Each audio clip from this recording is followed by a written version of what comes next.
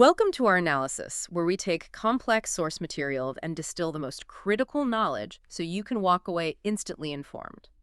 Today, we are looking at what has to be the world's most unique, most controlled and restricted iGaming market. The Democratic People's Republic of Korea, the DPRK. Exactly.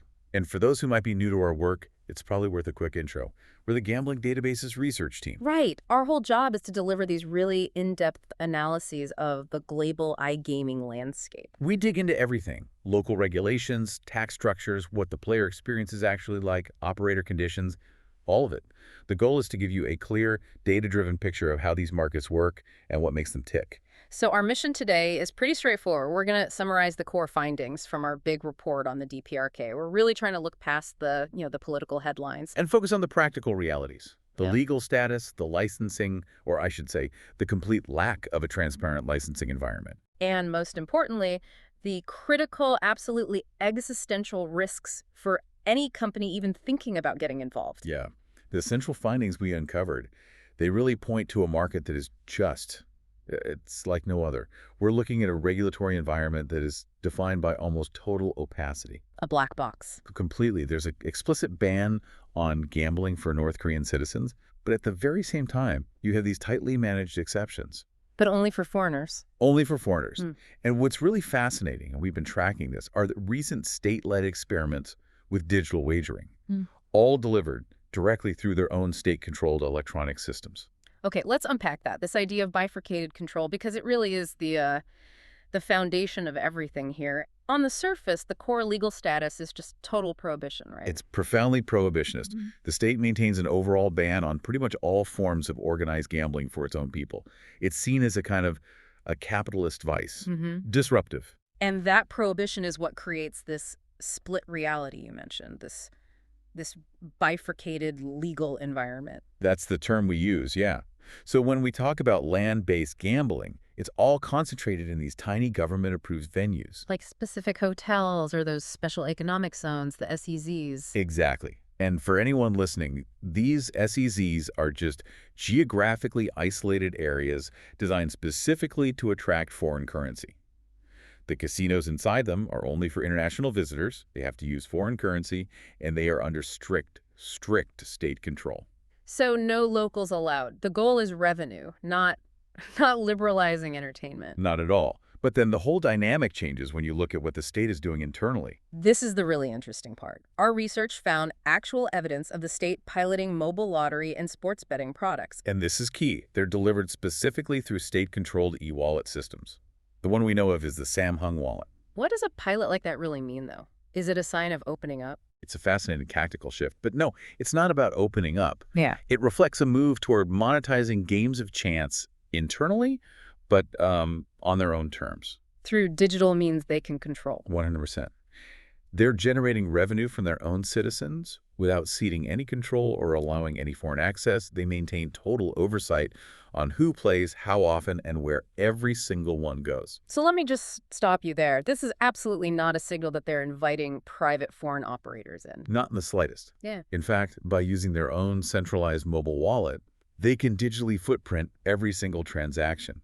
It's about more control, not less. A contained, controlled revenue stream. So what if a company, say a B2B tech supplier, wanted to get involved? What does the licensing even look like? Well, that's the thing. That entire structure, Yeah. it just doesn't exist. There's no transparent, independent gambling regulator you can look up. No website you can just go to and download an application form. Nothing. Our analysis shows licensing for foreign operators is so restricted that formal procedures, criteria, timelines, they are completely non-existent in any open source. You can't just apply. So it's not a standard process, it's a negotiation. It's a bespoke, high-level negotiation with the state, and you have to form a joint venture. The critical point here is that any venture has to be aligned directly with the regime's political and economic goals. Meaning that commercial goals, like, profitability. You're secondary, often a distant second to the political utility or the hard currency they can extract from the deal. Okay, so if that's the regulatory environment, opaque and political, the operational side is defined by what our report calls the triple threat. Let's start with technology, the total internet isolation. What does that actually mean for a typical online operator? It means their business is technically impossible. You can just forget it. Forget marketing, forget customer support, forget even reaching a server. Because public internet access is almost zero. It's incredibly low. We're talking under 5% penetration, and that's mainly limited to, state offices or a few research facilities. The general population uses a closed domestic intranet, the Quangyang. And can you define Quangyang for our listeners? Think of it as a national-only network, Ah. a walled garden. Hmm. Global internet access is physically and administratively blocked for 99.9% of the population. So a standard offshore iGaming operation, say running out of Malta. Can't reach them. It's technically impossible. You cannot serve customers in Pyongyang from the outside world. The only way in would be to become a government IT contractor, building a platform on their closed network under their direct physical control. That is precisely the reality. You wouldn't be an independent business. You'd be building state infrastructure. So that's the first threat. The second is financial, and this is where it gets existentially dangerous. Let's talk about the international sanctions regime. This is the biggest danger. It's non-negotiable. It's absolute. Operating in the DPRK exposes any foreign entity to severe UN, US, and EU sanctions. And the penalties aren't just a slap on the wrist. They are catastrophic. We're talking about global asset freezes, being immediately blacklisted from the entire international banking system, and even potential criminal prosecution in your home country. This isn't just a bad investment, then. This could kill your whole global operation. It's an existential risk, which ties directly into the third threat, what we call the payment vacuum. Because if you're sanctioned, you're cut off from global finance. How does money even move? It doesn't. Not in any normal way.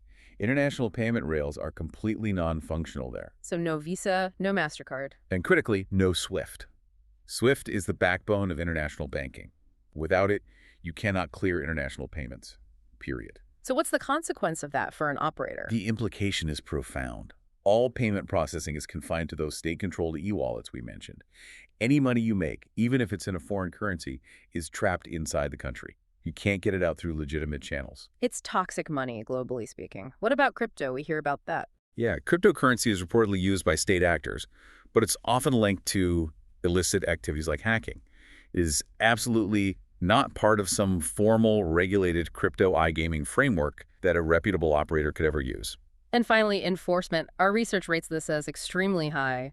What happens if someone tries to get around all this? The penalties are severe, and they're applied through these very opaque administrative channels. You could face outright asset seizure, criminal prosecution. Then for foreign staff on the ground? This is the most chilling part, arbitrary detention, jail time. And for citizens, we have to remember gambling is a capitalist vice. Unauthorized participation can lead to imprisonment, forced labor, or even worse. So to sum up that triple threat, you can't reach the customer because of the network, you can't touch the money because of the sanctions, and if you try, you risk jail and losing your entire business. Which brings us to the final reality check.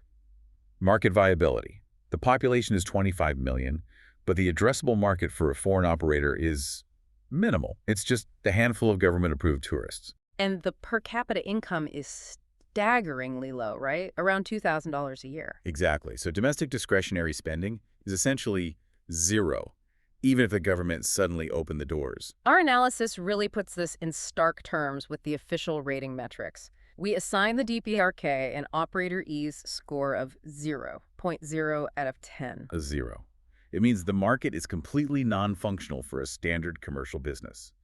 Then we gave it a player access score of 0.2 out of 10. And that tiny score just reflects that handful of foreigners in controlled zones. Right, so you combine those, and you get an overall market attractiveness rating of 0.1 out of 10. Our final verdict couldn't be clearer. Avoid at all costs. Okay, let's just imagine for a second that an operator somehow navigated all of that. What does taxation look like? It's not a standard tax system. You're not dealing with a public gross gaming revenue or GGR schedule. Which is the industry standard for calculating tax? It is. Here, it's a negotiated revenue share. We estimate it often exceeds 50 to 70%, or it's just direct state extraction through a concession agreement. The state takes the lion's share of everything. And operational costs would be sky high too, all that localization and security. Absolutely, which just confirms the final assessment. Commercial profitability is non-existent for an independent operator. So, are there any viable paths for entry? There are two, and they are extremely specific. First, a state partnership or joint venture inside an SEZ. Second, and this is more likely, is B2B supply, licensing your technology to a state entity. Like for their mobile lottery pilot? Precisely. But even then, the investment costs are unknown, but certainly high, and the lead times would be extraordinary. We're talking multiple years just for the negotiation. This isn't a market to enter, it's a geopolitical enclosure, a sanctions trap. It is. The regulatory framework there isn't about regulating gambling. It's an instrument of political control.